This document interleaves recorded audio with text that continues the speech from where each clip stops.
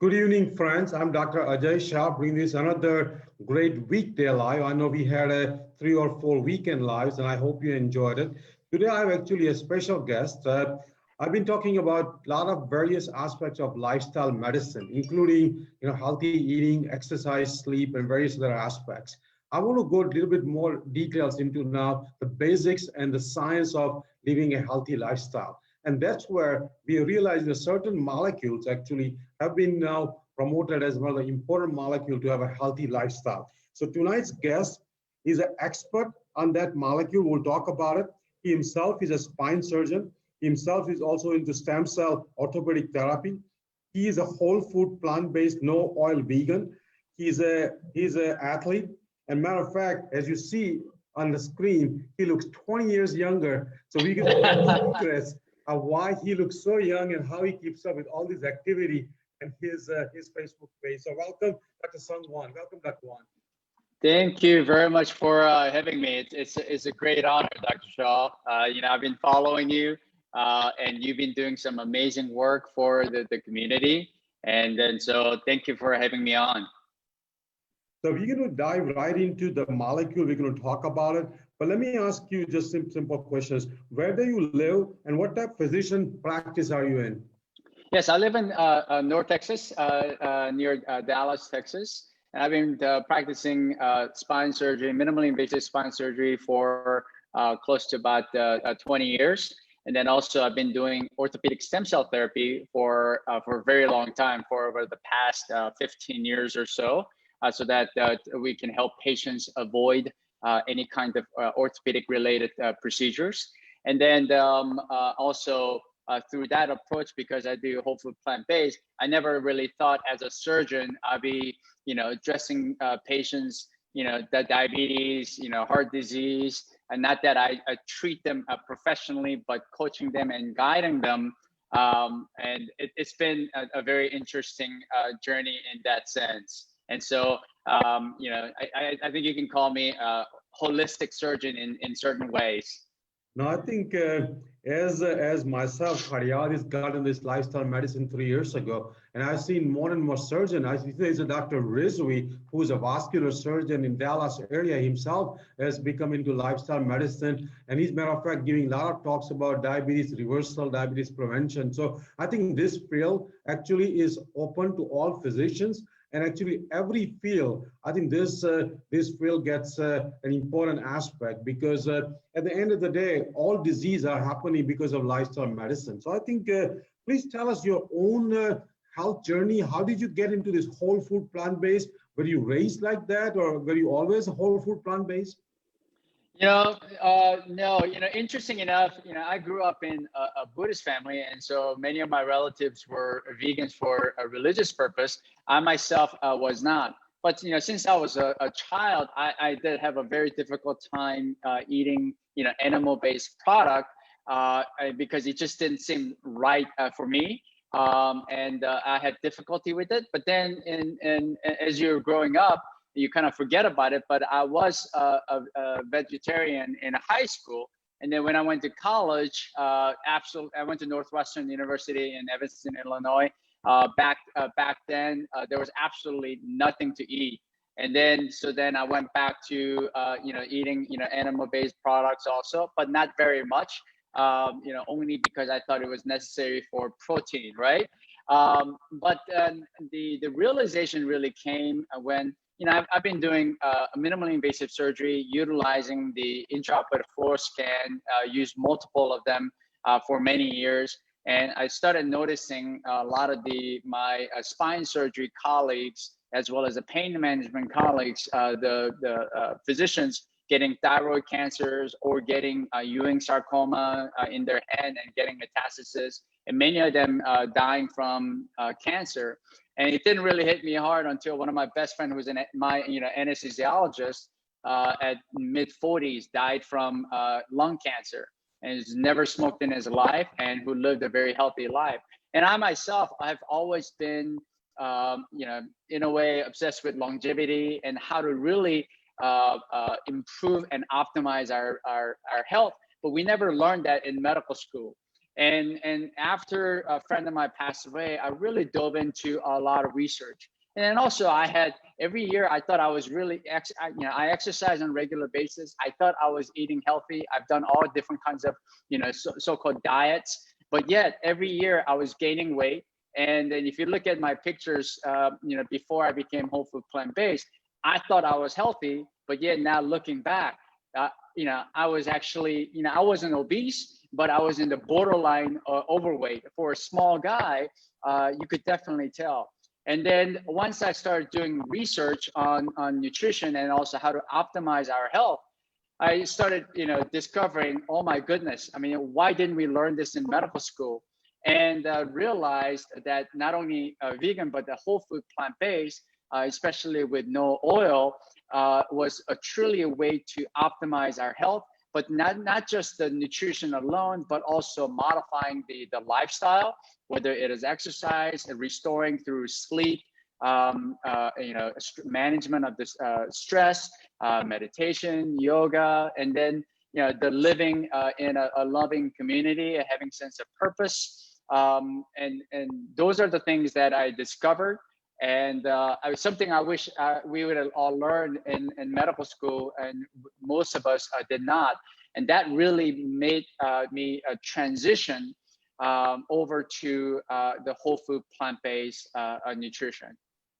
Wow, such a great journey. And I think many of us actually have gone through our own personal transformation, and we have, benefited so much that we sometimes wonder why the medical schools don't teach us that, because we pretty much learned this thing ourselves. Even this lifestyle medicine, college is not very old. It's only about 10 years old. So I think to me, it's a big surprise that we are not doing enough lifestyle. And I agree with you. I think animal products and cancer is a major, major issue. When I was in medical school, I did not see this many cancers. Even when I came to US in 1985, in my internal medicine residency, there were not this many cancers. I think these cancers have sprung up over the last 25, 30 years because of obviously obesity and a lot of increase in red meat and a lot of the meat products, dairy also. So I think, that's a major wake-up call for all of us. Even our own colleagues are, not having a healthy life. So, that brings to the next topic, that when you said that is whole food, plant-based, no oil,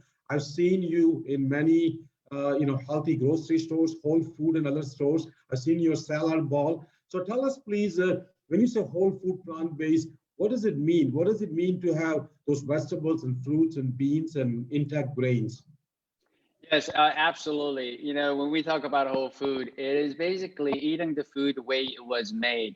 And then either that or very minimally processed. And also, I tend to eat a lot of raw food, probably 70 to 80% of the time. Believe me, I really love cooked food also. But I tend to consume a lot of raw food. And then there are the vegetables, there are fruits, legumes like the peas, lentils, and beans. And then, intact whole grains. In a very moderate amount of nuts and seeds, and lots of herbs and spices. And those are the type of food that I consume every single day. And then one of the things that I really focus is that whenever I'm eating, and you become very mindful. And one question I always ask, a lot of people always ask whoever is vegan, how do you get your protein? My thing is, how do you get your fiber? And so I always ask myself, whatever I'm eating, does it have enough fiber?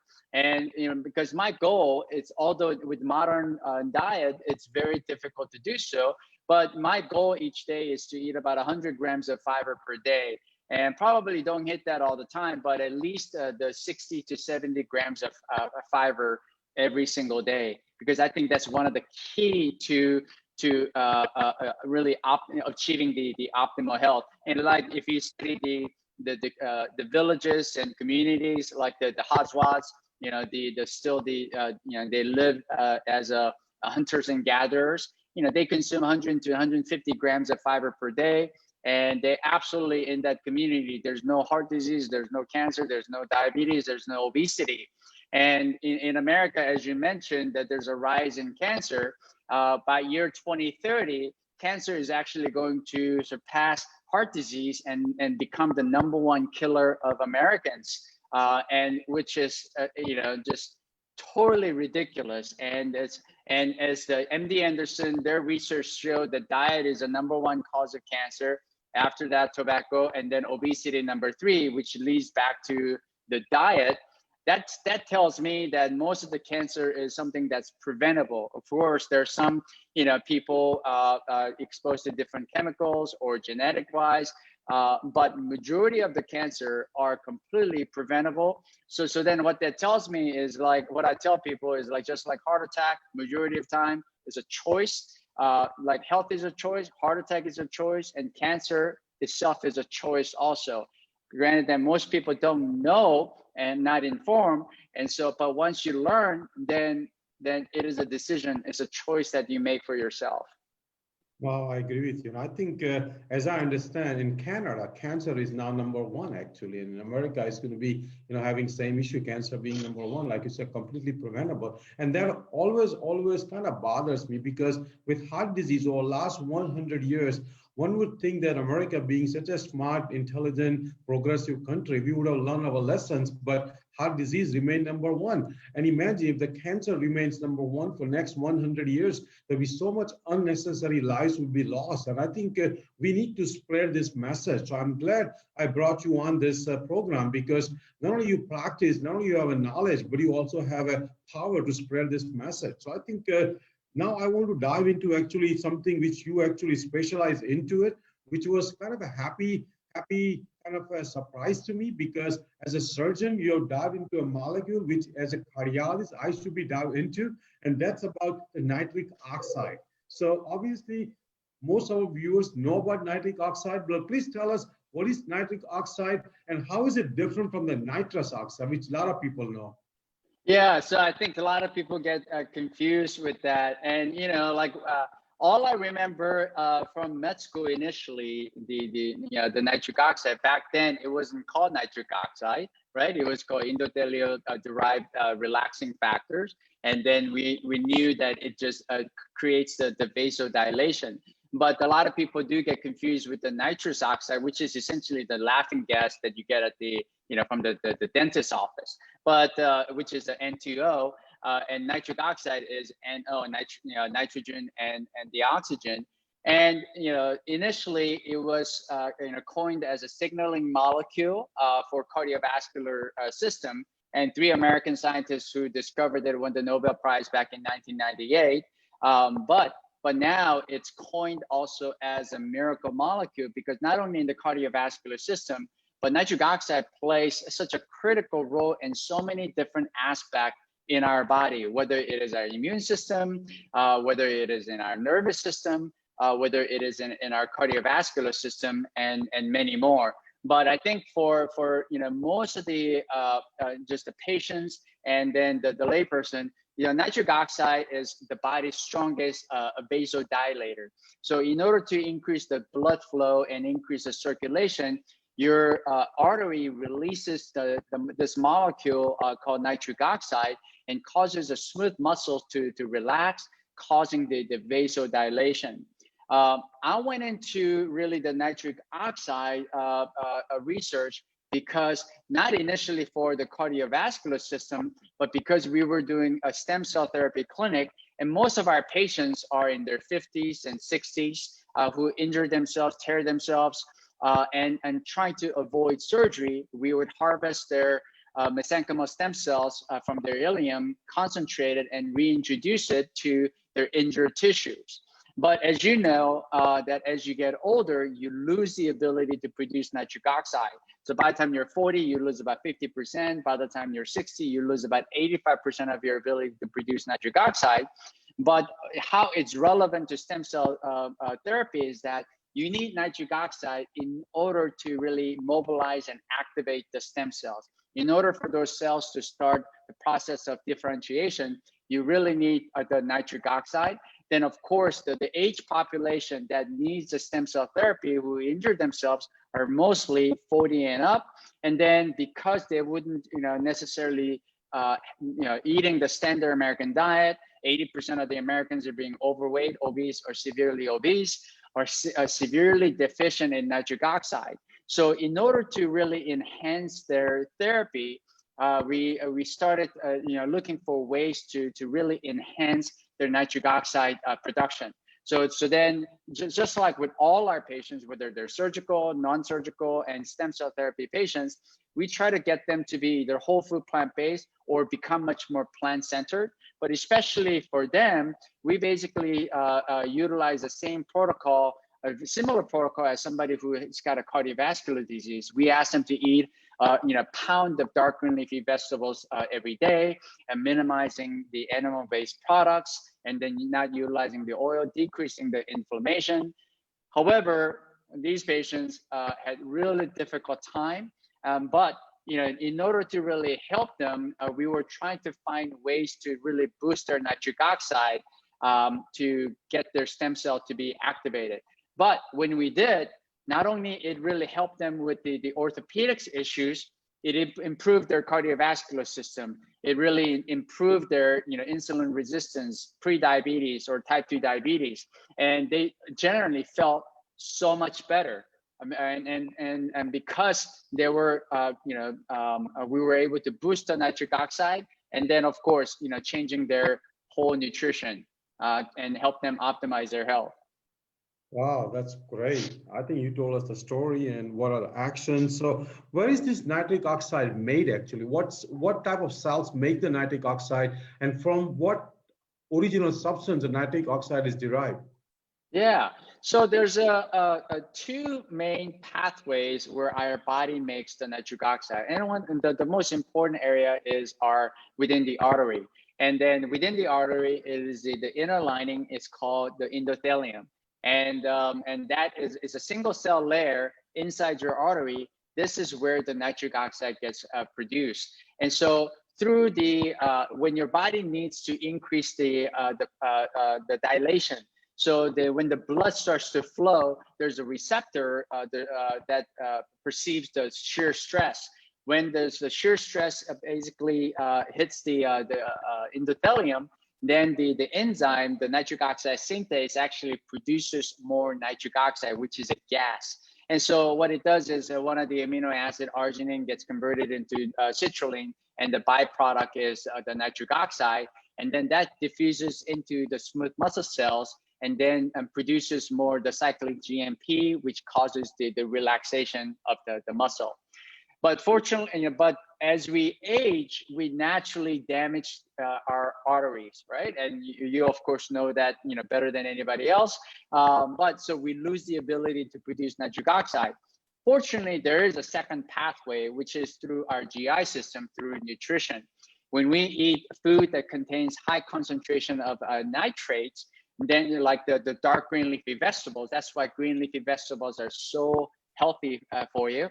And you of course have to chew them really well. Then that nitrate gets released from the dark green leafy vegetables, like the arugula, beet green, kale, cruciferous, other cruciferous vegetables, and releases the nitrate, mixes in with the bacteria in the posterior third of your tongue, and then reduces the nitrate to nitrite. Then when the nitrite goes into your stomach has to be acidic enough where the nitrite gets converted into nitric oxide and then gets absorbed into your bloodstream. And that's the reason why we ask our patients not to utilize antiseptic mouthwash, which many studies have also shown that it increases the blood pressure, and then also avoid any kind of acid reducers like proton pump inhibitors or or other antacids, because lowering the acidity of the stomach reduce the nitric oxide production. So then therefore the study have shown that using the PPIs or other antacids have actually elevated the blood pressure and increased the cardiovascular risk also. And so I think a lot of the dentists also are now beginning to recognize the importance of avoiding antiseptic mouthwash, and then also more progressive gastroenterologists are now realizing that they need to stop prescribing the proton pump inhibitors, which also not just reducing the acid, it also increases the molecule ADMA, which directly inhibits the enzyme nitric oxide synthase and inhibit the production of nitric oxide. And most of the acid reflux are due to diet. Right? Only very few percentage of people have anatomic defect like the hiatal hernia that causes the acid reflux. And then also they were using for decades, prescribing somebody the PPIs like the Nexium, Prilosec, and Prevacid, and because they thought the acid reflux would cause Barrett's esophagus, which may lead to esophageal carcinoma. However, the study have shown that there's really, it doesn't happen. It doesn't necessarily increase that risk. And so I think unknowingly, they've done a lot of disservice to the patients, because I myself, I used to have a really severe acid reflux. And I was on like 2 different forms of medications for about 3 or 4 years. And then within 2 weeks of becoming whole food plant-based, my acid reflux was gone. It used to be so bad that in the middle of the surgery, sometimes I felt like I was having a heart attack. I would have to stop. The anesthesiologist would have to give me the GI cocktail so that I could go back during the surgery. And so, but it just took me, and then also I used to sleep with 3 pillows and then sleeping upright because of the acid reflux. But only took 2 weeks of becoming whole food plant-based that my acid reflux just completely disappeared. And so, and if people are willing to make the change and then change the nutrition, most of the disease and most of the medication that people are utilizing, they can definitely avoid it. Wow, you cover so many important aspects of nitric oxide. Obviously, most physicians know the source from endothelial cells, but I think many of us still don't realize that from the green leafy vegetables and the nitrates and nitrites, and then eventually the conversion into nitrous oxide is also another path. And I think you pointed out in such a perfect way about the mouthwash and proton pump inhibitor. And it's so easy, I understand that. I think it's so easy for GI specialists to reach out for those drugs. But those drugs are meant for temporary use. And as soon as the appropriate dietary changes are made, those drugs should be stopped. And I think the major goal should be to change the lifestyle and change the diet instead of keep prescribing this medicine for years and years. So I think you actually explained such an important topic. And somebody on the Facebook clearly said that not only they are learning, but this is just an impressive thing you said about the mouthwash and proton pump inhibitors. I think I myself was on a proton pump inhibitor for 2 or 3 months. And I also, same thing, same story, went on whole food plant-based. I was always a vegetarian, but some of my vegetarian food wasn't whole food plant-based. And I think like you experienced yourself, these changes are within few weeks. Person can be suffering for years and years, and in 1 month they can be off their medication. So I think that's a very important thing to remember. So how does this nitric oxide works in the cell? I mean, what's the mechanism of action? How does it? What's a final molecule or final pathway it works? Yeah, so as I mentioned, from the endothelium, when it produces the nitric oxide, then because it's a gas, that it actually diffuses into the smooth muscle. And then it goes into this process first. Then it basically gets the guanide cyclase to become active in inactive to active form. And then the GTP becomes actually the cyclic GMP. And that's what actually relaxes it. So, for some males who are using the like the Viagra, the blue pills, way it actually increases the dilation is an indirect way. It doesn't really increase the production of nitric oxide, but PD-5 inhibitors actually inhibits the metabolism of cyclic GMP. And so then it increases the amount and maintains the relaxation of the smooth muscle. And so, but that's why only 50% of the population that takes the Viagra, it works on 50% of the patients.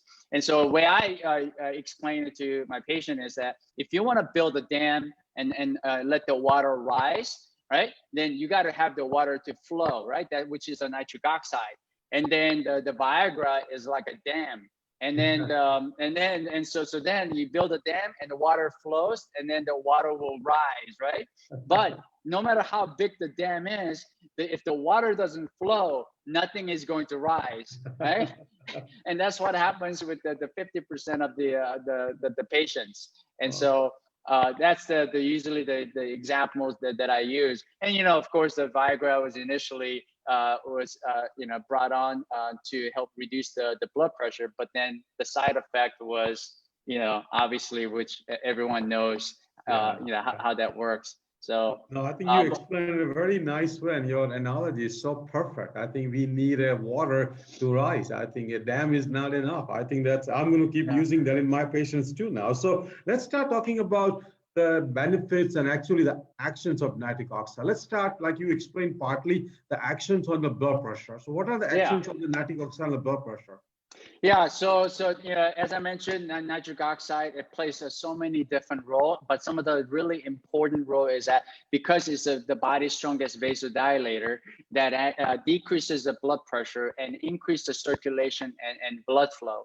And then another thing is that in order to actually deliver the oxygen, the oxygen binds to the nitric oxide. And in order for you to transport the oxygen from the lung to the tissue, you need the nitric oxide. And then in order to exchange it with the carbon dioxide.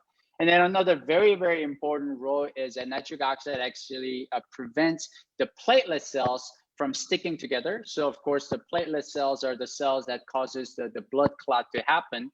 And so, if we cut ourselves, so that it stops bleeding, we want that the scab or clotting to happen, but we don't want that happening inside the blood vessel, because if it does, then you're going to cause a heart attack and stroke, and majority of all the heart attack and strokes are caused by the blood clot.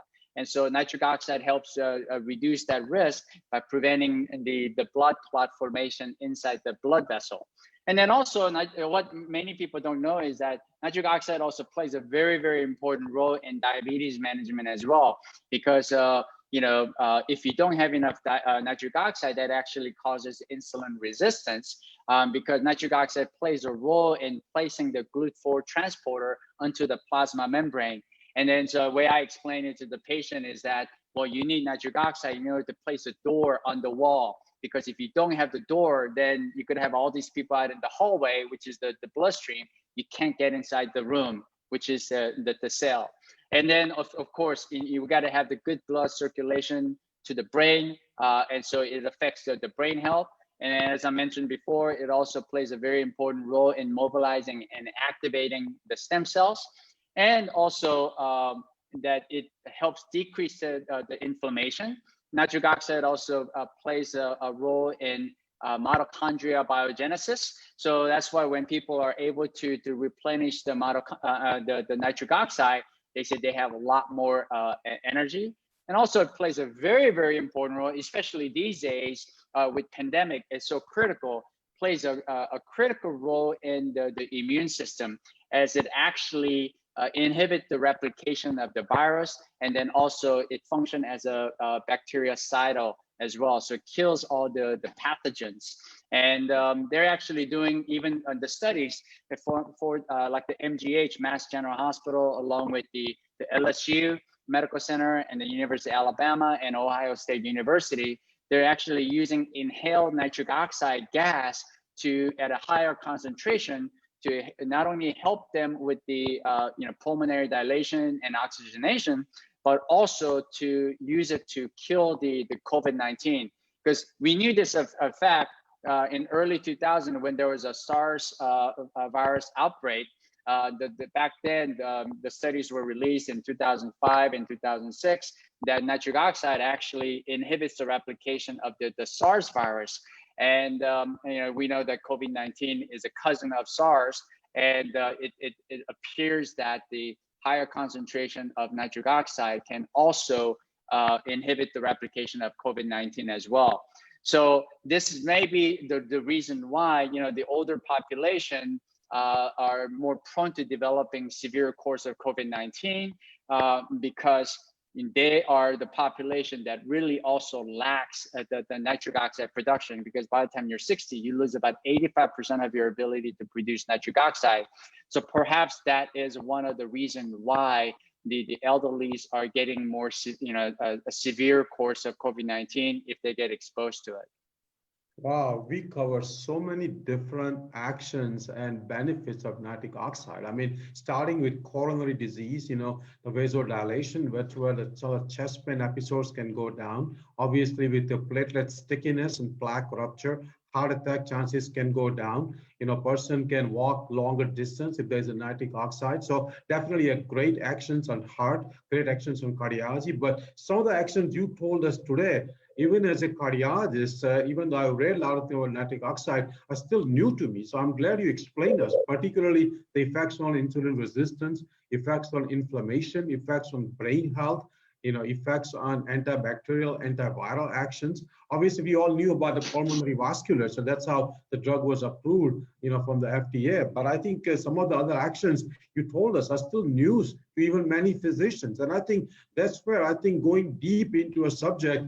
And I think we, like I said earlier when we started, that we've been talking about this lifestyle medicine. And until now, we have talked truly about what physical actions we should be doing as a people, but we also need to start to get into the molecular aspect of lifestyle medicine. And that's what I think bringing a guest like you, who not just only explains the healthy lifestyle and what we should be eating, but why we should be eating and how actually at a cellular level, all those lifestyle makes the major changes. So I think the mechanistic aspect is important for many people. Actually, some people just take, the advice from doctors that go and eat healthy and exercise, but there are some people who actually want to know why, and they want to know the mechanism, they want to know cellular aspect. And that's what I think bringing an expert like you is really definitely beneficial. I also have learned, and I also been kind of watching a lot of the athletes, particularly bodybuilders, people who are lifting weights. I've seen them taking this nitrous oxide supplements. I truly did not believe into it, but as I understand, the actions actually can increase the blood flow. So what are your views on this? We're going to talk about the supplements which are actually truly meant to help the whole body. But I'm asking right now the question about the athletes and bodybuilding. What are your views on that?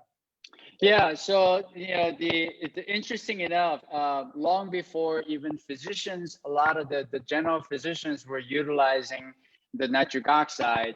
The bodybuilders and professional athletes had a better understanding of nitric oxide because it as we mentioned, is a vasodilator, and so it increases the blood flow.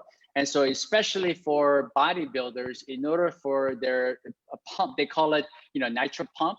And so they increase the blood flow to their muscles so that their muscles would be filled a lot with blood, and then their muscles actually appear a lot bigger. And then also, if you have a greater amount of blood flow to their muscle, they're actually getting stronger. And then also, there's actually been a lot of studies among the cyclists also, and that if they drink either beet juice or take the nitric oxide supplement, that it enhances their athletic performance even up to 16 to 20%, because not only it increases the blood flow, but also it helps them produce more mitochondria, which is the powerhouse within the cells, right?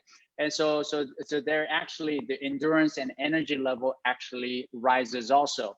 But the only problem with some of the supplements and that are utilized by the bodybuilders is because a lot of manufacturers want them to feel something immediately. So they actually put a lot of stimulants into those supplements. And then so a lot of times they describe it as they feel this tingling sensation in their hand and their fingers. But obviously we know the stimulants are really bad for our cardiovascular system. And so the nitric oxide booster that's designed for some of the athletes or the bodybuilders are not necessarily good for the general population. There are other nitric oxide supplements. People first should always try to get it from the whole food, from the dark green leafy vegetables. But then with the busy lifestyle, some people may not be able to do so. So then they may also supplement with the nitric oxide booster. However, they definitely need to read the label, need to avoid anything that actually has the stimulants. And that's part of the reason why also the bodybuilders, we work with the bodybuilders and then help them, guide them through and make a transition from the animal-based product to more a whole food, plant-based or vegan diet, and transition them out of it. But many of them have a severe cardiovascular disease, and their lifespan is also relatively short. And of course, because they lift such a heavy weight, they have a lot of orthopedic issues and joint arthritis and things like that. But most importantly, they have done a significant damage to their heart. But those are the reasons why the bodybuilders and athletes use it, because the nitric oxide is essentially the natural way of, I guess, the legal way of doping.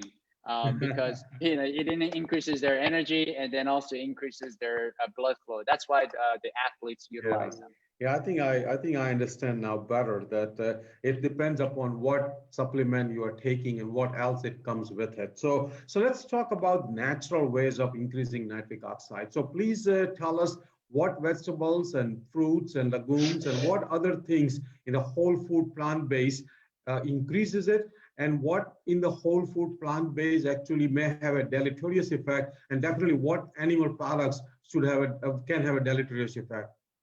Yeah, so the food that contains highest concentration of nitrate are actually things that are dark green leafy vegetables, like the arugula, asparagus, beet, bok choy, broccoli, kale, spinach, mustard green, turnip greens, cabbage, cauliflower, collard greens. So it's that dark green leafy vegetables, and among all of them, a lot of people think that beet has the highest amount of nitrate, but that's actually not the case. It's the arugula, pound per pound. Most people just don't eat as much of arugula compared to the other green leafy vegetables. But as far as the nitrate is concerned, arugula has the highest concentration. And another interesting fact is that we are eating organic green leafy vegetables because there's so much pesticide that are utilized in the conventional. But the study have actually shown that organic green leafy vegetables contains less of nitrate than a conventional green leafy vegetable, sometimes up to 10 times less. So that's some of the decisions that one has to make. Also, where you purchase the green leafy vegetables, depending on where you live, also differs as well. Let's say somebody from Dallas versus somebody from Chicago, they go to the same grocery store, but when they purchase it, depending on where the green leafy vegetables was grown, based on the soil conditions, because so much of it is soil is depleted, when it was harvested, whether the water was available, all that plays a role as well. But simply, people just should try to eat as much of the dark green leafy vegetables as possible. And what I typically recommend is a pound. However, I know people have a difficult time doing it. Their jaw gets really sore. So I'm a big promoter of making a smoothie every single day to pack in as much green leafy vegetables as possible, along with healthy fatty acids, and then other vegetables and fruits and herbs and spices. And consume them throughout the day. And so then, I don't like juicing. I like smoothies so that you can retain all the fiber. And then also recommending people to drink it slowly and sip it all throughout the day, and so that their blood sugar doesn't rise. And then also another way of increasing the nitric oxide production is simply moving your body every single day. It doesn't have to be high intensive exercise. As I mentioned, the endothelium actually is able to sense the shear stress. So just simply moving your body. So what I tell people is that, if you can, if you're sitting all day long at your desk, well, get up every hour, maybe do a jumping jack or do a squat, right? Or if if you're elderly, you can't do a jumping jack, then just do a jumping jack motion just with your upper body like this. And then, move your body for 5 minutes. And that also increases the blood flow, and it will increase the production of nitric oxide. And also, one of the things that we recommend to people is learn how to breathe through the nose, because there's also nitric oxide synthase in the paranasal sinus region, and it's a perfect location for it because, as I mentioned, nitric oxide also plays a role in the immune system. It's antibacterial and antiviral. So, through our nose is basically the first place where we get exposed to different kinds of pathogens. So it makes perfect sense. And then also nitric oxide will increase the pulmonary dilation as well. And so, I mean, it's amazing how we are naturally made and how we evolved. But through nose breathing, then you can also increase the production of nitric oxide as well as humming. And so perhaps this is I always thought maybe this is the reason why when somebody meditates, not only mentally relaxing, they also breathe in and out through the nose. And then also, some meditation, like saying Om, that's basically humming, that actually stimulates additional nitric oxide production. Maybe that's part of the reason why their blood pressure decreases when they are meditating. There's also a study that showed that when somebody hums, that actually decreases the chance of catching cold, and even you catch cold or flu, it really shortens the amount that you're actually sick from it as well. And so, learning to breathe through the nose and humming throughout the day is another way you can increase the production of nitric oxide. Wow, so many natural ways of doing it. Definitely green vegetables, arugula, obviously, beet and other green vegetables, making a smoothie. I think sometimes it's hard to eat that 1 to 2 pounds, and I think making a smoothie would be a lot easier. Also, this humming and saying Om. I mean, Om has been around for close to 5,000 years, and I think Yes. our forefathers knew that, particularly in the Indian scriptures, Om has been described as the sound of the, sound of the like 10,000 years. So, and I think this, I also have this way of meditating, and I don't know if you have heard the term or name or not, but it's called Brahmari. That's how we describe it. Actually, that's what you do is you put your eyes, I'll show you to our viewers and to you put your hands on the eye, and then you close your ears with your thumb, and then you take a breath, and then you essentially hum within your head.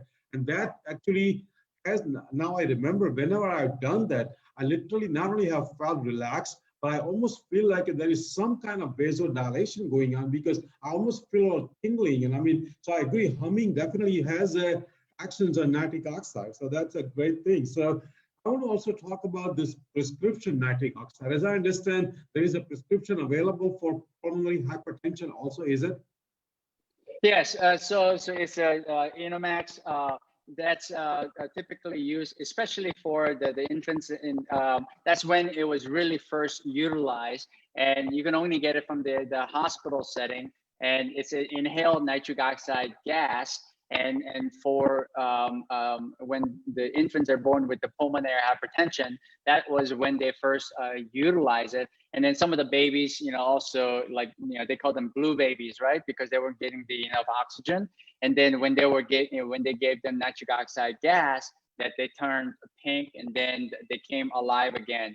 And so that is the only way actually you can get the prescription nitric oxide, because it's a gas, is at the hospital setting. And then one of the main indication is the pulmonary hypertension.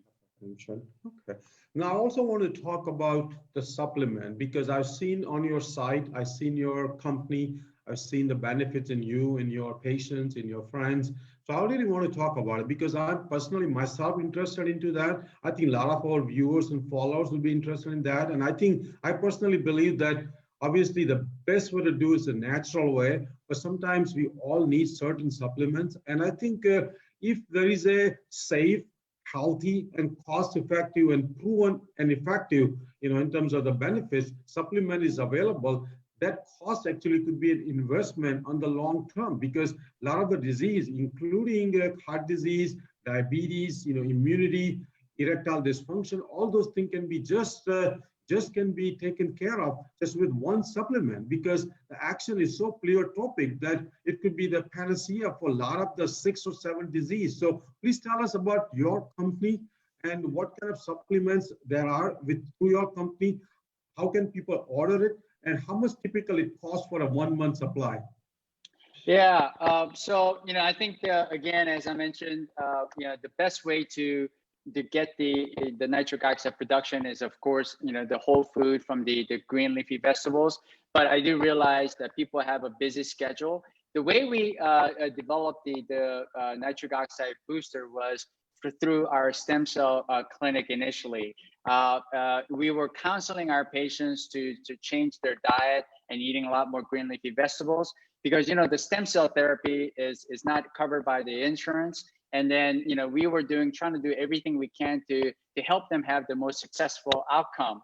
But they said they just refused to many of them would refuse to change their diet, especially living in Texas, the state of the steak and barbecue. And so group of stem cell therapists came together and said, okay, well, let's get them some at least nitric oxide boosters. And when we went to the market, we really couldn't find a quality product that had the right ingredients, right cofactors, and then also right dosage, because there are so many of them out there, and then the field is really unregulated. And so we said, let's just produce this product just for our patients so that we can give it to them as part of our treatment process. But then they came back and said, hey, you know what, my blood pressure is gone down, and my A1C has decreased, and they have seen all these other health benefits. And we still tell them that, hey, you still got to eat your vegetables, but use the supplement only to supplement, right? That's why it's called supplement. It's not a magic bullet. It's not to replace it. And so that's how we started developing the additional products, and then put it on the website so that they didn't have to come back to the clinic every time, and then they can place the order. So that's how it all began. And so our nitric oxide booster has the ingredients in there to actually help you boost the production. You have to balance the endothelial pathway as well as the nitrate-nitrite pathway. Especially the older patients, you can give certain ingredients like the citrulline, for example, but they can't produce it because their endothelial pathway has shut down. So you got to rely on initially nitrate-nitrite pathway to increase the production of nitric oxide, and so that you can help them restore the endothelial function. So then they can utilize the both pathways. And then there's also certain cofactors that you have to help stimulate the endothelial synthase to the enzyme to produce the nitric oxide. And so that's what we needed to include. So such as the B complexes like B6, and then the folate. And then, as you know, the 30 to 40% of the population cannot methylate it. So we use the methylfolate, and then also B12, as well as the antioxidants like the vitamin C, pine bark extracts. Those are some of the ingredients that we have to further stimulate the nitric oxide production. And the extract from the pine bark actually can pass through the blood-brain barrier. So that also enhances the production of nitric oxide within the brain. So when somebody who is relatively unhealthy and doesn't have a good blood circulation, so when they start taking it, sometimes they say, well, they feel like they have a full brain, right? They're not quite sure. It's not quite headache, but then initially they said, they sense something in their head. It's because they're now having a lot more blood flow to their brain also. So our product the company is a Neogen Life, and the product itself is a Neonox, and stand for nitric oxide, and that's the product we have. And so we started there, and then we started producing other products that our patient could definitely benefit. And so natural way of decreasing the inflammation. So we have another product called Neo Antiox that has you might be very familiar.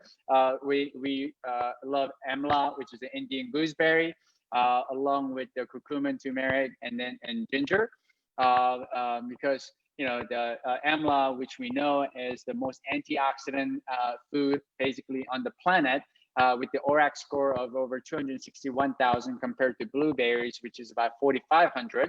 And then which has many health benefits, even for helping and decreasing the cholesterol level, as well as decreasing the blood sugar level and decreasing the A1C, and then also the benefit from the curcumin and turmeric, which many people are aware of. So that's another product we have. And then also, we definitely want people to eat their own natural green leafy vegetables, but then people, again, may have a difficulty doing it. So we do have the our super green with the superfood product that has 42 different ingredients. But this is one super green that has no additives, no fillers, no sugar, no artificial sweeteners, no flavors, and only the active ingredients. And it took us a while to develop it, because what happens when you develop into a supplement, a lot of times because of the moisture, it actually clumps and then turns really hard. And that's why to separate, and a lot of different companies use different chemicals. And so we were trying to find ways to eliminate anything that is not active ingredient. And so we were finally able to develop that, and it's called Neo Greens. And we have a few other products, and I think that the best source of the protein is plants. And then people, that's a lot of people are so focused on protein. I tell people not to worry about it, but we do have a plant-based, legume-based protein powder for certain individuals who may need additional amount of help with the protein. But I always tell people best source of protein is actually the beans, lentils, and intact whole grains. And so, and then we have a few other products, and they can find them at the neogenlife.com, NEOGEN life.com. But I always have to preface by supplements are to supplement, eat the whole food. That should be the first thing that they should be doing. No, I think I'm glad I found you on the Facebook and followed you, and I think I've been impressed, not just with your professional life, but your personal life, the way you're transformed, and the way you have actually turned that science into helping the community. Because I think as I feel personally, that person like me can go out and teach probably thousands of people about healthy eating and exercise, but we also need people who will work at the cellular level, molecular level, and I think come out with the products and supplements which actually can enhance some of the things we do. And I think a lot of people are into transition. I mean, they are changing their lifestyle. It takes them 6 months, sometimes a year, to achieve their lifestyle goals. And I think in the meantime, they can definitely benefit from certain supplements. So I think I'm going to put your company name on our page. Our social media person is out for a few days, but as soon as he comes back, we're going to post it on our page. And then I'm going to definitely look into it for myself. I think I'm impressed already. So I hope our viewers and followers also at least try it out one time.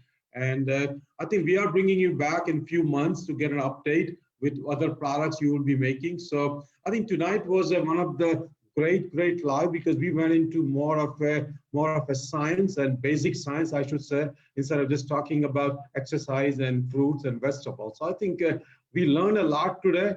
I think you have a wonderful way of explaining your examples about the water and the dam. I'm going to use it, So I think it's a great feeling. So I appreciate you coming on, and thank you very much, and have a great evening. Yeah, thank you for having me. It's been a great pleasure, and thank you for all the work you're doing for the community. Appreciate you. Yeah, hold on one second.